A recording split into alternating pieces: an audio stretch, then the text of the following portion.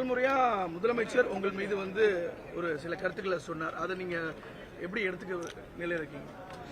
முதலமைச்சர் அவர்கள் மாண்புமிகு அமைச்சர் சேகர்பாபு அவர்கள் சொன்ன அதே வார்த்தையை பயன்படுத்தி தான் பேரவைத் தலைவருக்கு கோரிக்கை வைத்திருக்கிறார். ஆக இங்க பிரச்சனை மாண்புமிகு அமைச்சர் சேகர்பாபு அவர்களால் இது எழுப்பப்பட்டிருக்கிறது. அதே மாதிரி அதிமுகவிலிருந்தும் முனுசாமி போன்றவர்கள் என் பெயரை சொல்லி நீக்க வேண்டும் என்கிறார். உதயகுமாரை எழுந்து நீக்க வேண்டும் என்கிறார். கோவிந்தசாமி அவர்கள் என்னை கண்டித்து குரல் எழுப்புகிறார், கூச்சலிடுகிறார்.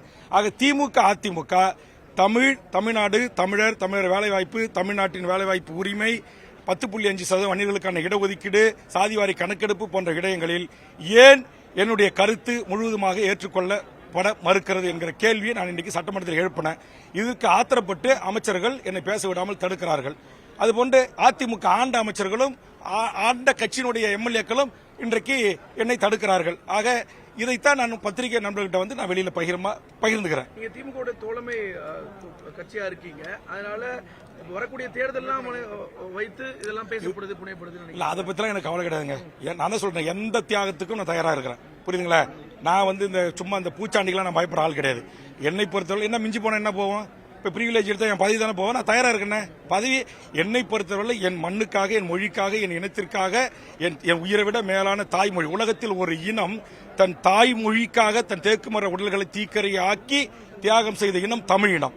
1928, 1938, 1965 மொழிப்போர் தியாகிகளை உள்ளடக்கிய என்னுடைய நிலத்தில் என் தாய்மொழி ஆட்சி மொழியாக, அலுவல் மொழியாக, பயிற்று மொழியாக, பாடமொழியாக இருக்க வேண்டும். அதை இல்லாமல் ஆக்குகின்ற அரசுகள், ஒன்றிய அரசோ மாநில அரசோ அவர்களை எதிர்த்து நான் போராடுவேன். என் போராட்டம் தொடரும். முதலமைச்சர் நல்ல கருத்துக்கள் பேசினாவே நல்ல கருத்துக்கள். ஆமா, நேற்றுக்கு மாண்புமிகு முதலமைச்சர் நான் பேசும்போது அவர் வெளியில் அறைக்கு போயிட்டார். அதிகாரிகளோட கூட்டத்தில் இருந்தார். உடனே நான் பேசுற உடனே அங்க இருந்து வேக வேகமா வந்து உட்காந்து நான் பேசி முடிக்கிற வரைக்கும் இருந்து கேட்டுட்டு அதுக்கு பிறகுதான் வெளியே போனார். அப்ப என்னுடைய கருத்துக்களிலே ஆழம் இருக்கும், கருத்து இருக்கும், பொருள் இருக்கும் என்பதை உன்னிப்பாக கவனித்து குறிப்பெடுத்து என்னை கூட்டு பாராட்டிலாம் இருக்கிறார். ஆக நான் முதலமைச்சரை குறை சொல்லவில்லை. இதில் சேகர்பாபு சொன்ன வார்த்தையை முழுவதுமாக அந்த கூச்சல் குழப்பத்தில் முதலமைச்சரும் அதை சேகர்பாபு சொன்னதை அப்படியே முன்மொழிந்து விட்டார் என்பதுதான் என்னுடைய வருத்தம். முதலமைச்சர் மீது எனக்கு எந்தவித வருத்தமும் இல்லை.